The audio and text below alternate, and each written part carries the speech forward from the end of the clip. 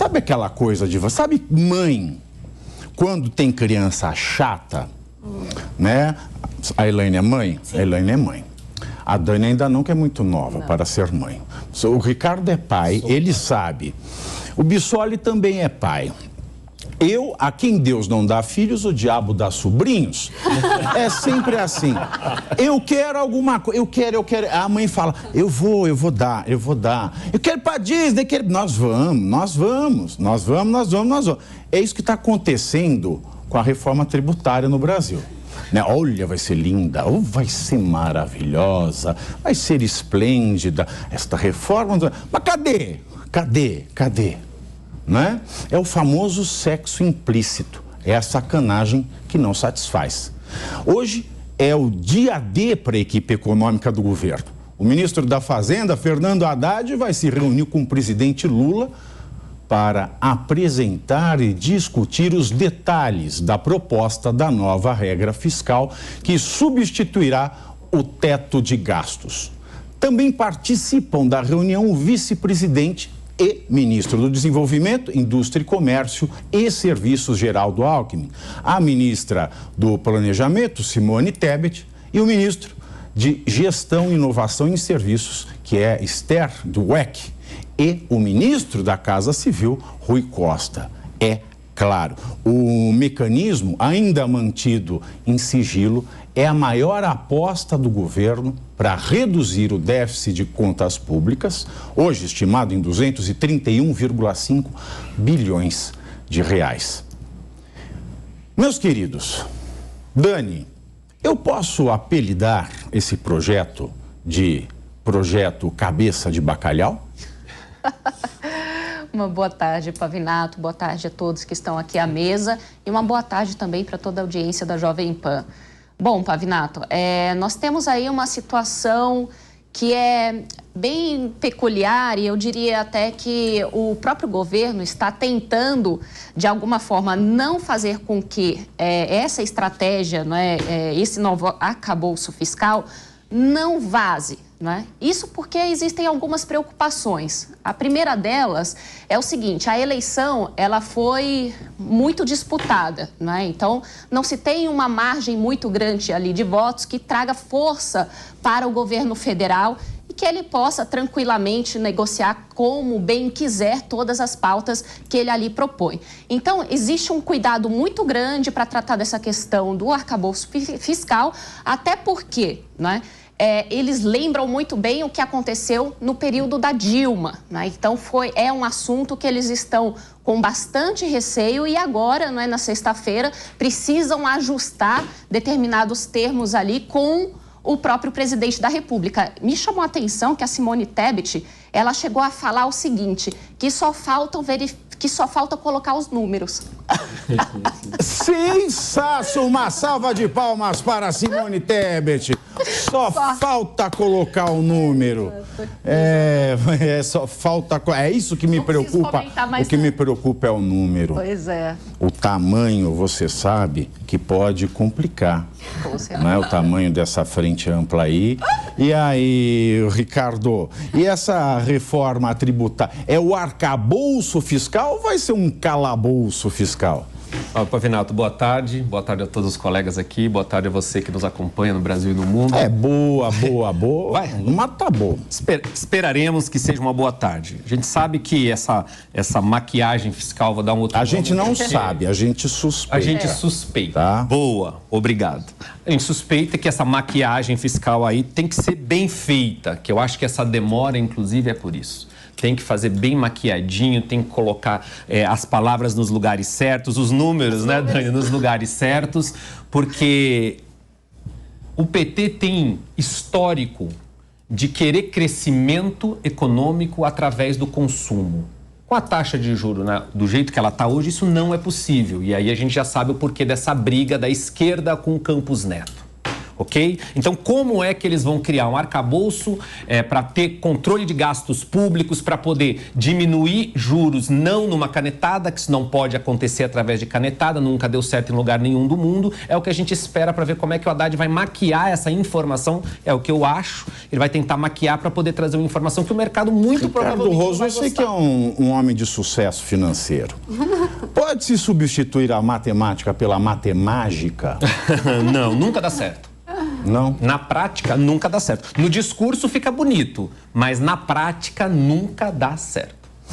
Uma vez eu não vou dizer qual pastor que fez isso, porque era meu cliente, né? Mas eu fui num culto dele, né? E assim, tem 4 blocos o culto dele. Em cada bloco ele tem uma deixa para pedir o dinheiro. E uma das mais fantásticas que eu ouvi dele foi o seguinte: ele pergunta assim pro público, o Bissoli tá rindo que ele sabe quem é. Ele pergunta assim pro público, ele fala assim: 1 mais 1 é quanto? E o povo lá, 2, 2, 2, 2, 2, 2, 2, 2. 2 mais 2 é quanto? 4, 4, 4, 4, 4, 4. Aí ele fala, e 1 mais 1 mais 1? 3, 3, 3, 3. Vocês estão errados. 3 é na matemática dos homens. Porque na matemática de Deus, Pai, Filho e Espírito Santo são um só. Então, se você doa 10%, porque é o que dá do teu orçamento, se você doar 20%, você vai ver que o seu orçamento vai render mais. Você tá brincando. Jura? Eu ouvi isso. E aí, Helena, você espera que seja mais ou menos isso ou vai ter uma nesga de bom senso? Então pode falar. Não passa esse contato para a equipe econômica, eles conhecem. Rapaz, que é isso que eles estão precisando. Eles conhecem. Todo mundo conhece. É essa a demora. Todo mundo conhece, meu querido, todo mundo conhece. Pode até estar assessorando. Viu? Talvez, Olha, eles vão precisar disso. Pavinato, você sabe que comigo o negócio é fogo no parquinho. Eu sei que o chat só pergunta aqui para você definir mulher. Tá? Eu vou pedir para você do chat, presta atenção no debate, não vai ser chato, seja um cavalheiro. Exato. E se for mulher, não seja uma cavala, seja uma dama. Exato. O assunto agora é economia. Vamos falar de economia, né? Eu e Pavinato, quando a gente se junta, é fogo no parquinho. Fogo. Fogo no parquinho. E sextou. Então, peraí, vocês estão falando do governo, mas eu quero falar de uma outra figurinha aí que vai querer capitalizar essa história, porque a gente sabe Quem que não quer capitalizar Exato. a história? E esse arcabouço fiscal, na verdade, é para mudar, para substituir o teto de gastos, né, que o governo está propondo. E aí, quem já está assim com a faca e o queijo na mão, esperando isso no Congresso, é o senhor Arthur Lira, que já tirou aí a relatoria, né, do União Brasil, já saiu do União Brasil e foi para o PP. Segunda-feira será nomeado... Eu acho que o Lira, ele já está comendo sanduíche, está falando assim, não tenho dinheiro para pagar a conta. Então, assim, enquanto a gente fica falando do governo, vamos lembrar que o senhor Arthur Lira está assim, com a faca e o queijo na mão. Por quê? Porque ele vai usar isso com 2 frentes. Barganhar com o governo, como ele fez para a presidência, né? E também porque ele tem ali a relação com os bancos e empresários, e isso aí é um prato cheio de macarrão numa sexta-feira para ele mandar ver com vinho. Então, o senhor Arthur Lira é quem provavelmente mais vai capitanear aí para ele os louros, né? Ele não vai deixar, obviamente, a paternidade só para o governo, ele vai capitanear isso para ele também. E então, devia ficar sóbrio. Ele devia ficar sóbrio. Esse negócio de macarrão... Eu não tomo vinho, sabia? Não. Eu fico muito vinhado, né? Se eu tomo vinho. Eu não gosto de vinho. Agora, o Bissoli, segundo a Folha de São Paulo... É quando eu como trigo, é claro. O Bissoli, segundo a Folha de São Paulo, né, a nova regra fiscal reacendeu em Lula a chama do temor de repetir erros da gestão Dilma Rousseff, que deu uma guinada na política econômica no seu início do segundo mandato e acabou, né, resultando naquilo que todo mundo conhece, e ela foi empichada. A preocupação do presidente Lula é de ser acusado de aí o TP sobe, estelionato eleitoral. Após fazer uma campanha com promessas de colocar o pobre no orçamento. Você acha que o Lula... puta notícia fraca. Você acha que o Lula está preocupado com o estelionato eleitoral? Olha, Pavinato, primeiro a gente gostaria de cumprimentá-lo, cumprimentar os colegas de bancada hoje, a nossa audiência que nos acompanha nessa sexta-feira. Esse é um ponto muito interessante, né? Porque o presidente Lula vem lá, promete um monte de campanha, depois vem e começa a cobrar o presidente do Banco Central. E falando em almoçar, eu lembrei de uma coisa agora. Falo do Lula, você estava falando de comer. Sabe quem eu encontrei agora na Oscar Freire? Quem? A Janja. Jura? Ela estava almoçando no Almanara, só para contar. Tinha um monte de segurança lá. Agora, o Flávio Dino não precisa de segurança para subir o morro, mas lá estava cheio de segurança do Almanara, que é ali perto de casa. Mas tudo bem, era só para contar focalizando. Será que ela foi dar uma volta para repor lá estava almoçando, a decoração do Palácio do Alvorada? Estava almoçando. Será que ia ter compras para isso? Estava almoçando lá no Oscar Freire. E aí a gente tem essa questão, ou seja, o presidente cobra publicamente o presidente do Banco Central em relação à taxa de juros.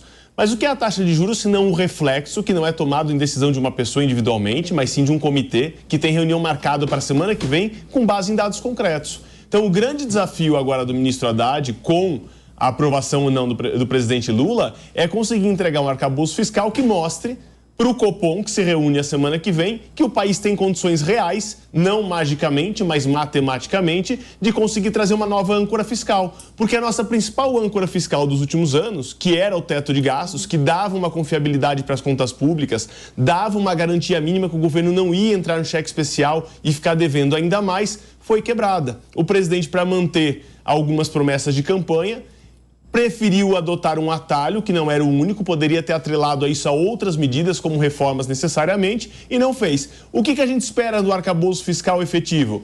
Que traga, sim, um aumento de receita, mas não só isso, porque isso o povo já está cansado de pagar imposto. Qual é o índice de despesa que o governo vai se comprometer? Deixa eu falar uma coisa. Eu combinei com a dona Dirce o seguinte, quando o assunto estiver difícil, ela não entender, ela fala assim, eu não entendo o que é isso. Tá? E ela está me falando o seguinte, ela não entende esse negócio de teto de gasto, âncora fiscal, tá? Eu vou explicar para ela, se vocês vejam se eu expliquei bem, tá? Para a gente continuar, porque isso é essencial, né? Para as minhas colegas de trabalho, né? Poderem acompanhar a discussão. Teto de gasto, que é teto, é o teto, né? É o teto, né? Você não consegue subir acima do teto, a tua cabecinha bate e você não vai além disso. Então, o que o Brasil fez com o Temer? Falou assim, o governo tem isso de dinheiro, então é isso aqui que pode gastar, não pode passar disso aqui. Aí aconteceu tudo o que aconteceu, falou, não dá, aí chegou a pandemia, aí já embaralhou tudo, aí chegou o Lula, falou, não pode, é um crime ter teto de gasto, aí derrubaram o teto, né? Aí ficou uma casa muito engraçada, não tinha teto, não tinha nada. Então é o seguinte, então o teto é para limitar quem gasta, e quem gasta é o político. Exato. Aí, para o Brasil ter racionalidade econômica, porque senão fica desenfreado. Aí o povo pergunta, como é que o governo vai gastar, já que ele não tem mais limite? O que vai garantir que ele vai gastar algo que ele tenha? Inventou-se a linda expressão âncora fiscal. Âncora, porque isso é para enganar o povo. Quanto teto limita quem vai gastar? A âncora, vamos imaginar que isso aqui é um barquinho, tá? É um barquinho. O barquinho, para ele não sair à deriva, ele tem uma âncora. Essa âncora consegue segurar esse barquinho. Mas um governo gastador, meu filho, isso vai virar um iate de 58 pés, que você vai precisar de uma âncora cada vez maior. Então, o teto de gasto limitava quem gasta. A âncora fiscal deixa o cara gastando e quem vai segurar, quem vai ficar pagando a conta somos nós, porque fiscal é tributo, e tributo quem paga sou eu e é você. E aí, Pavinato? Entendeu para entender? Continuando para a dona Dirce. Continuando para a dona Dirce, o que a gente tem que descobrir? Quando a gente está com uma dívida em casa que a gente não consegue pagar, você diminui o quanto você gasta ou você aumenta o quanto você ganha. Quando não é possível ganhar mais, porque o seu salário já está muito próximo de um limite ou está nesse limite, o que você faz? Diminui suas despesas para conseguir equilibrar. Então, o grande problema desse arcabouço fiscal, que é esse conjunto de regras fiscais que vão apresentar, é o país entender que, estando próximo de um limite de arrecadação, porque ninguém aguenta mais pagar um imposto novo ou aumentar a carga tributária, o país tem que diminuir os seus gastos e, com isso, fazer fechar uma conta. É tão simples quanto isso, porque essa condição dada, o governo dando exemplo, o ministro Haddad mostrando um caminho, o presidente Lula encampando esse caminho, o conselho lá do Banco Central tem condição de se reunir e falar, apresentaram regras claras e objetivas que nós podemos abaixar a taxa de juros, que o país tem uma sustentabilidade econômica. É tão simples quanto isso. Então, cada vez que o presidente cobra a taxa de juros do presidente do Banco Central, a pergunta inversa deveria vir. E o que o senhor fez em compensação à quebra do limite do teto para compensar isso e não ter que subir os juros? Eu vou responder como a canção. Nada, nada, nada, nada. Eu não estou fazendo nada. A grande dificuldade nessa equação... Eu só quero gastar com você. A grande dificuldade nessa equação, que acho que o Pavinato e o Bissoli falaram para a dona Dirce muito maravilhosamente bem, é que o governo tem que cortar gastos. E o governo quer gastar mais. Aí, como é que maqueia isso aí para apresentar para a sociedade de uma forma... E mais um ponto importante. Existem alguns gastos que são atrelados à receita. Ou seja, automaticamente, quando você arrecada mais, você pode subir alguns pagamentos. Isso tem que desvincular. Então, esse arcabouço fiscal tem que trazer alguns reajustes automáticos que dizem, aumentou a receita, aumenta também a despesa. Não, desvincula para aumentar a receita e reduzir ou manter a despesa. Será que o congressista entende disso? É muito complicado. Como você explicaria para um congressista uma dinâmica dessa, Pavinato? É complicado. Para o congressista médio, aquele que não tem noção nem do que está votando, fica lá no cafezinho vendo o jogo de futebol e quando chama para votar só olha no placar. É sim ou não? Vota lá sim ou não. Aí vem a imprensa e pergunta, por que o senhor votou sim ou não? Desanima a gente na sexta-feira, porque tem mais maldade, hein? Tem mais maldade. Tem mais mentira que os homens e também as mulheres do governo contam. Teve uma pesquisa da Genial Quest com executivos e economistas dos fundos de investimento. Mostrou que o mercado financeiro acredita em recessão no governo Lula e está pessimista com o impacto do novo arcabouço fiscal. Por exemplo, perguntados, né? Você acha que o rumo vai acertar? 98% diz não, 2% diz sim. A Gleisi Hoffmann, não gostou muito. Do que ela gosta, além do lindinho? Eu não sei, né? A presidente do PT atacou o setor e citou o Bolsonaro. Pô, você me pôs aspas, né? Abro aspas. Pesquisa Genial Quest mostra a voz do mercado. Querem juros na estratosfera e arroxo fiscal suicida. Se dependesse deles, Bolsonaro seria presidente até hoje. Fecho aspas. Né? E aí, não é só. Aí fica nessa... Você vê, o governo não está fazendo nada. Ela critica o mercado, porque o mercado não é bobo. Não é bobo.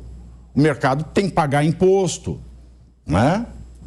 O mercado não é bom. E ainda para ajudar a CUT, que é a Central Única dos Trabalhadores, tradicionalmente ligada ao PT, ela convocou dos filiados, né, um protesto contra as taxas de juros e pela derrubada do presidente do Banco Central, né, o Roberto Campos Neto. Aliás, faz uma pausinha aí, nessa pesquisa da Quest, só lembrando a vocês, tem 2 pódios. O pódio dos vencedores de confiança, de seriedade. Primeiro lugar, Roberto Campos Neto. Segundo lugar, Tarcísio de Freitas. Terceiro lugar, Zema.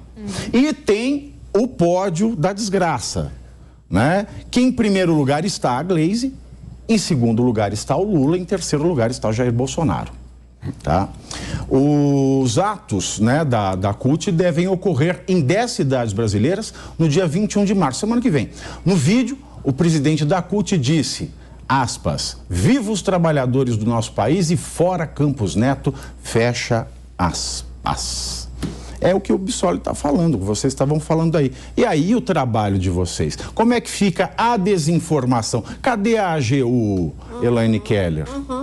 E para além disso, né, quando a gente vai começar a caminhar com as pautas do país de verdade, né? Porque daí você tem a CUT paralisando o país, o Congresso paralisando por CPIs, que é uma fábrica de CPI, e eu sei que já houve aqui a discussão da CPI, mas vamos lembrar que CPI é um instrumento da oposição, é um instrumento político, você para as pautas no Congresso, o governo fica aí... É uma pauta do governo, uma pauta importante, uma pauta grande, você não pode enfiar a CUT. Exatamente, e essa briga com o Banco Central só desestabiliza o mercado, só piora a situação do mercado, porque, gente, as pessoas falam, vamos falar, como é que é o nome da moça que você conversa em casa?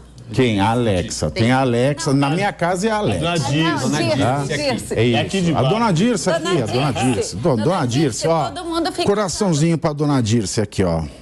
Todo mundo fala do mercado como se ele fosse uma pessoa, né? O mercado sente, aí o mercado devia ter mais compaixão. Ele vem na Dona Dirce de vez em quando também.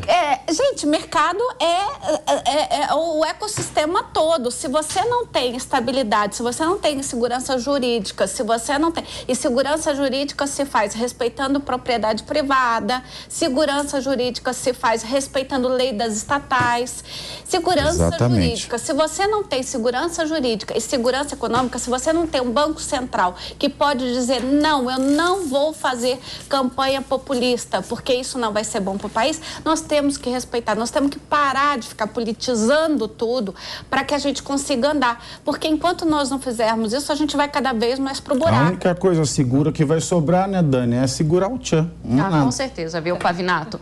Tem algumas questões... Escorregar na boquinha da garrafa. Sem dúvida. Quando a gente verifica a CUT, por exemplo, não é? Ela nada mais do que é um puxadinho do PT. Né? E quando a gente olha para a Glaze, o que ela está fazendo, na verdade, é aquele papel que precisa ser colocado ali para que ela fale o que o Lula gostaria de trazer à tona, só que ele não pode, porque ele precisa negociar com todos. Então, a Glaze é a voz do Lula e a CUT não é o puxadinho do PT. Então, na verdade, o próprio governo politiza todas essas pautas para conseguir avançar naquilo que eles querem implementar aqui no país. Portanto, eles são os próprios responsáveis pela situação atual. Mas agora, como já foi aqui bem dito pelo próprio Ricardo e também pelo Alexandre, não adianta querer colocar mágica nos números, se apresentarem os números, não é? Vão ter que apresentar propostas reais para que, por fim, o próprio Banco Central possa reagir como o governo gostaria, mas não vai reagir como ele gostaria se não apresentarem algo factível para o país. Dani, pelo andar da carruagem, você já vai percebendo a Glaze falando aquilo que o Lula queria falar, mas não pode falar. Ela fala, a CUT se organiza para colocar a militância na rua e quem é o alvo é o Campos Neto. Isso já está indicando que não vai vir uma coisa maravilhosa desse arcabouço, não. Porque o projeto deles é enfraquecer o Campos Neto para que se possa diminuir a taxa de juros. Para mim, o plano econômico do PT é claro, reduzir taxa de juros para crescer pelo consumo, como já fizeram no passado. Eles não têm outro. Ricardo, porque o ano que vem o Campos Neto sai. Né? É essa a minha grande preocupação. O mandato dele vence o ano que vem. É verdade. Né? Vence o ano que vem. E o que será?